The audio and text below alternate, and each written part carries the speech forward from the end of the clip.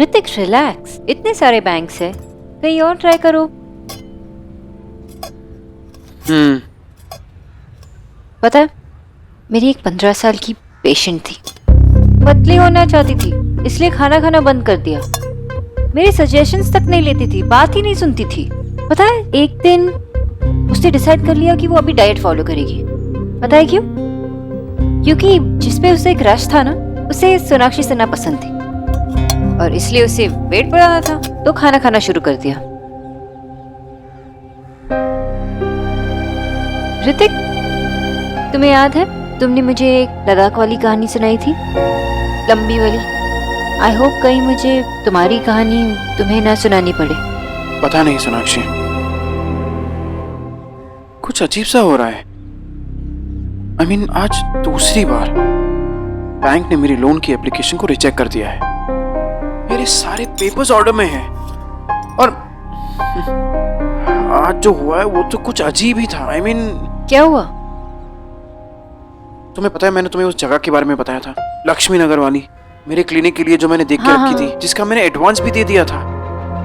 जब मैं यहाँ पे आ रहा था, मुझे किसी का कॉल आया कि वो पूरी की पूरी बिल्डिंग किसी बड़ी कंपनी ने खरीद ली है। पर तुम तो कह रहे थे कि वो जगह तो 2 साल से खाली थी। एग्जैक्टली, 2 साल से खाली थी। फिर ऐसी जगह पे एक बड़ी सी कंपनी एक ऐसी बिल्डिंग, वो भी उस एरिया में, क्यों खरीदेगी? और वो प्रॉपर्टी डीलर पता है क्या कह रहा था कि जो उस जगह की एक्चुअल वैल्यू है ना, उससे कई ज्यादा कीमत पे बिकी है वो जगह। वो जगह मेरे लिए एकदम परफेक्ट थी। पता है, मैं कितने टाइम से उस जगह के लिए पैसे सेव कर रहा था कि एक दिन वहां पे मैं अपना क्लिनिक खोलूंगा। आई डोंट नो, अचानक से एकदम ये सब कुछ क्या हो रहा है?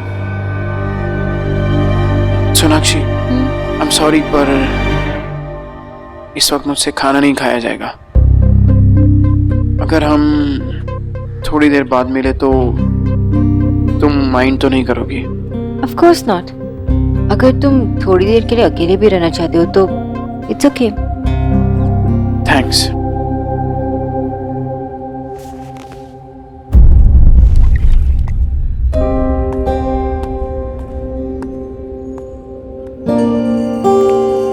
सब कुछ तो ठीक ही चल रहा था, ये अचानक से क्या हुआ? ऋतिक के सारे रास्ते अचानक ऐसे ही कैसे बंद हो गए? बिल्कुल वैसे ही जैसे मिस्टर दीक्षित चाहते थे कि मैं उनके लिए काम करूं। वहां मेरी नौकरी छूटी और यहाँ ऋतिक का लोन कैंसिल हुआ। एक एक करके मुझे नौकरी नहीं मिल रही थी और यहाँ ऋतिक का लोन दोबारा कैंसिल हो गया। और अब ये बत्रा प्रॉपर्टी एजेंट।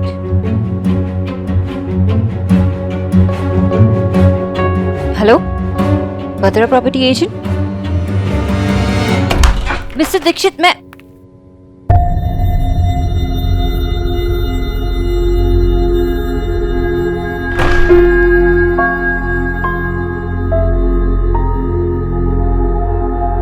मीटिंग बाद।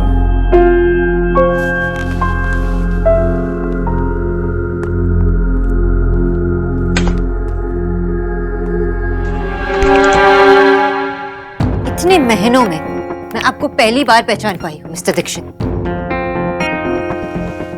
इस बोस, अपने आप को थोड़ा तो क्रेडिट दीजिए। बिना किसी को जाने आप किसी से प्यार कैसे कर सकती हैं? या तो आपके लिए प्यार का मतलब ही अलग था, या तो आपने मुझसे कभी प्यार ही नहीं किया, वरना इतनी आसानी से मेरे फीलिंग्स के साथ नहीं खेलते। मुझे नहीं पता आप क्या कह रही हैं, लेकिन खेलने में यूजुअली मजा आता है। एंड ट्रस्ट मी, मुझे कोई मजा नहीं आ रहा। रियली? मुझे तो लगा कि आपको बहुत मजा आ रहा है। पहले किसी से कहो कि आप उससे प्यार करते हो, फिर उसे ढेर सारे सपने दिखाओ, फिर एक ही झटके में उस सारे सपने को तोड़ दो, फिर उसे कहो कि आपकी लाइफ में उनके लिए कोई जगह नहीं, जब वो खुद को संभालने की कोशिश कर रही हो, आगे बढ़ने की कोशिश कर रही हो। अपने लाइफ में किसी और के लिए जगह बनाने की कोशिश कर तो आप उसके लाइफ में ढेर सारे प्रॉब्लम्स खड़ी करते हो। मैंने ऐसा कुछ नहीं किया। रियली? आपने कुछ नहीं किया? तो ऋतिक का लोन आपके एजेंट ने ऐसे ही कैंसिल करवा दिया? या जहां ऋतिक अपना क्लिनिक बनाना चाहता था वहां की पूरी बिल्डिंग ईश्वरी दीक्षित कम्युनिकेशन प्राइवेट लिमिटेड ने ऐसे ही खरीद ली? मिस्टर दीक्षित, ये मैं मान ली थी, लेकिन मुझे अच्छी तरह पता है जब आप चाहते थे कि मैं आपकी माँ की पर्सनल न्यूट्रिशनिस्ट बनूं, तो आपने भी मेरे साथ यही किया। मेरे सारे रास्ते आपने बंद करवा दिए और ऋतिक के साथ भी यही कर रहे हैं।